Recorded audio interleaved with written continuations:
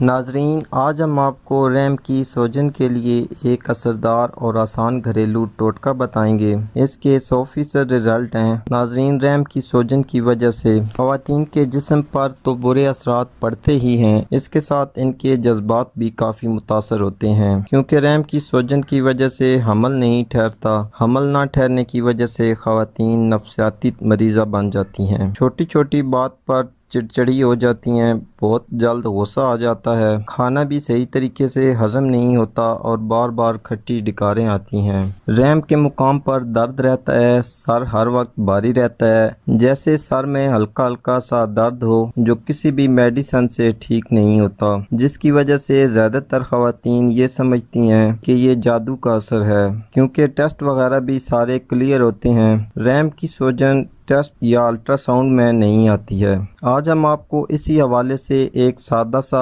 घरेलू टोटका बताते हैं, लेकिन उससे पहले नए आने वाले दोस्तों से गुजारिश है कि अगर हमारी वीडियो पसंद आए तो लाइक ज़रूर करें और हमारे चैनल को भी सब्सक्राइब करें। ये टोटका आपने पीरियड्स के पहले दिन करना है। पीरियड के दूसरे या तीसरे दिन भी कर सकते हैं, लेकिन उससे इतना फ़ायदा नहीं पहुँचेगा जितना पहले दिन इस्तेमाल करने से फ़ायदा पहुँचेगा। लेकिन इसीलिए ज़्यादा से ज़्यादा कोशिश करें कि पहले दिन ही ये टोटका इस्तेमाल करें। ये टोटका आपने पीरियड्स के दौरान सिर्फ एक बार ये इस्तेमाल करना है। एक बार के इस्तेमाल से ही आराम आ जाएगा। अगर फ़र्ज़ करें ना आराम आए तो दूसरी बार दूसरे पीरियड्स के दौरान इस्तेमाल करें, 100% हमल ठहर जाएगा। अगर रैम की सोजन की वजह से हमल ना ठहर रहा हो तो टोटका समझ लें कैसे इस्तेमाल करना है। सबसे पहले गुड़ का एक छोटा टुकड़ा लेकर इसका शरबत बना लें। शरबत तकरीबन आधा कप हो, ये आपने बनाकर रख लेना है। दूसरी तरफ आपने